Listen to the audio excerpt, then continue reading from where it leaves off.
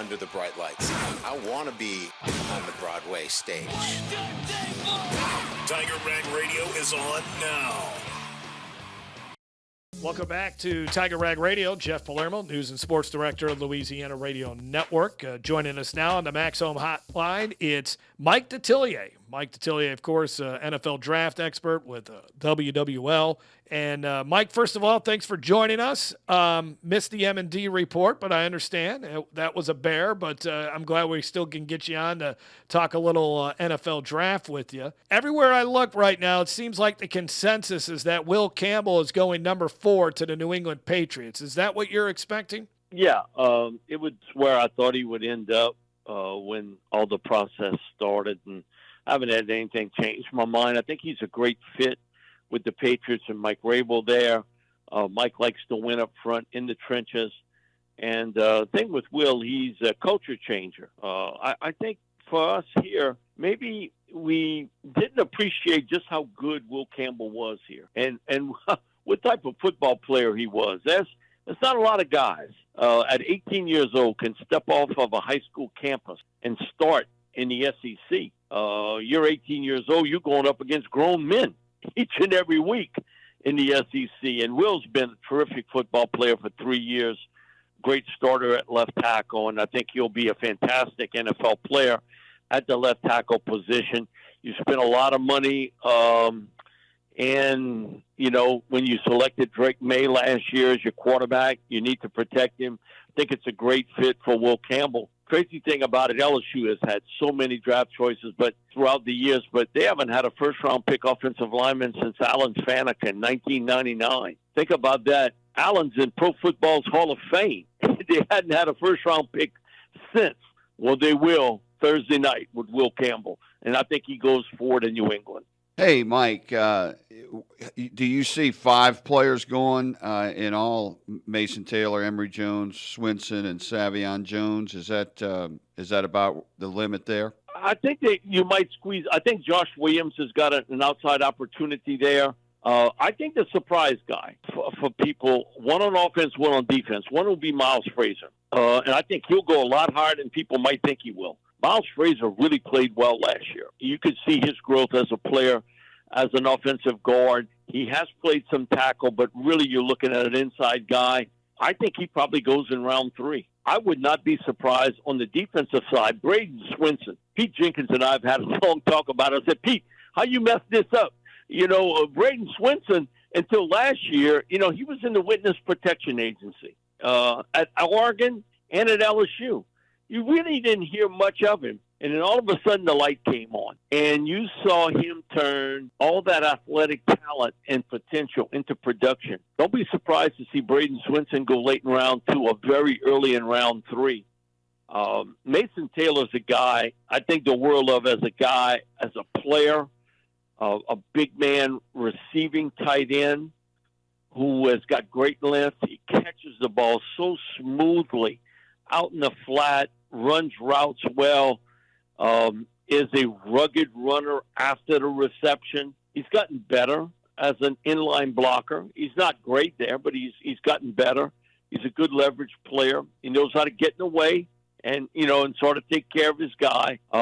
There's been some buzz of teams late in round 1 thinking seriously of Mason Taylor. I've got him ranked as a very early second-round pick. And then you got Sai'vion. I saw Sai'vion as a high school player so much at St. James, right up the road from where I live.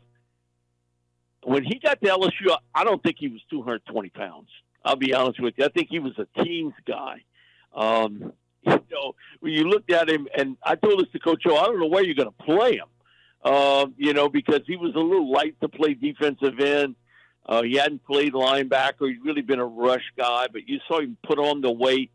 He's played both tackle and end, though he's much better at the defensive end position. I love his hustle, his instincts. He's a very quiet young man. So sometimes you don't get a lot out of Sai'vion. But, man, on the field, he gives you everything he's got. I would look at him as a 3rd or maybe early 4th round selection. He's made great strides with his technical skills over the last few years. And then Josh Williams. comes here as a walk-on, and he just gives you everything he's got. Tough little guy between the tackles. He's a lot faster than you might think out in the open field. He catches the ball well. And I tell this to NFL scouts who may ask me about Josh is how well he picks up the blitz. You know, if I'm a quarterback, man, I'm worried about that running back because sometimes they don't have a lot of experience picking up the blitz. And one thing with Josh, he can do that very, very well. And so I think he's got a shot as a late-round pick. And I would say the same thing for Garrett Dellinger, who's played a little bit of tackle, guard, center. I think he's got a shot as a late-round selection also. Mike, that's an amazing stat. Will Campbell, the first-round offensive lineman to go since Alan Faneca, because over that span, LSU won 3 national championships and played in a 4th championship game. Of course, Andrew Whitworth going into the Hall of Fame this summer. He was a second-round pick, but I guess LSU just had a lot of good linemen who went in the middle rounds over that span. Yeah, and it's not been an area. And you think throughout the years, especially under the Coach O regime, they didn't have a lot of those type of guys here. And they had struggled getting some of the top linemen they were recruiting. And now what has become look like a strength of what Brian Kelly has done has been able to recruit offensive linemen. And you think of you're going to have 2 linemen selected in the top 100. But Will Campbell, in a lot of ways, just his makeup reminds me a lot of Andrew Whitworth. He really does. Just his approach to the game, his approach to practice. When he came on that practice field, man, that was no fun and games with him. And he took that thing seriously. And he was going to let you have it for 2 hours out on that practice field. And I think that's the type of culture change type offensive lineman I would want if I'm Mike Rabel and I'm starting up something new in New England. But that's a long run not to have a first-round pick offensive lineman. And they'll get one this year, certainly with Will. Mike, what do you think of that early criticism of Will early this year that his arm reach was too small or too short there? Whitworth didn't get that, did he? No. It's these analytical geeks that haven't watched Will Campbell play one game. Okay? And they got too much time on their hands, I believe. Yeah. You get caught up in a lot of that stuff, but people who never watch college football, okay? And I remember 2 years ago, Will comes to our camp here in Thibodeau. David Elias does the pro football camp combine, and he was like, yeah, you know, if I took 66 snaps and I won 64 times, you know, and he says, but I give up a pressure and I get a tackle for a loss, you know what people are going to remember me for? The pressure and the tackle for a loss. The other 64 times, you know, they don't even remember that. But he said, you know, if a quarterback threw 66 passes and completed 64, they would say he's the greatest quarterback of all time. His mentality, though, that those bad plays stayed with him in his head is there. And so, man, when you think about, you know, his makeup as a football player, that's what I would want. He cares about the game, and he loves the game of football. And I think sometimes we don't appreciate what he put, or some of these type guys like him, or what Josh Williams did for LSU, what they did to give you everything they had each and every time they stepped out on that football field. Mike, thanks a lot for your time, man. We really appreciate it. As always, a great roundup as far as the LSU players go when it comes to the draft. We'll see how it all shakes out starting on Thursday. Thanks a lot. Hey, listen, it's the greatest free advertisement LSU will ever get.